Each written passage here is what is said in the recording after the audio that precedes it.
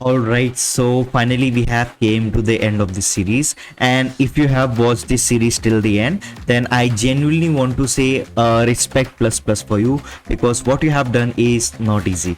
So you just didn't learn what actually commands are, you actually understood what images are, what containers are, how does they work, what is the life cycle, what is Docker networking, what is Docker volume, right? Why we consider Docker compose. You didn't just learn the things, you understood how things are working, and that's the thing that make you difference right now.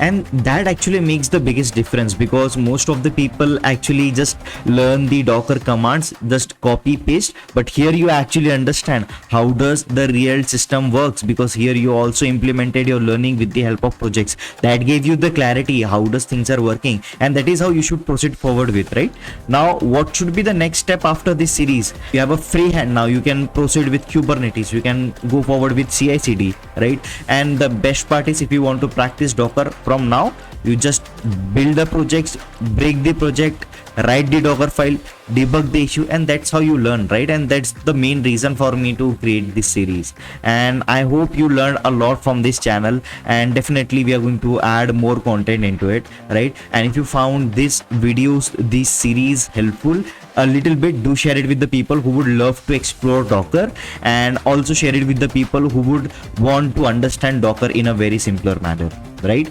So also let me know how did you find this series, so that it would be a feedback for me, so that I can implement your feedback in the coming videos. Also let me know what series you want to work on next, so I will prepare the same, right?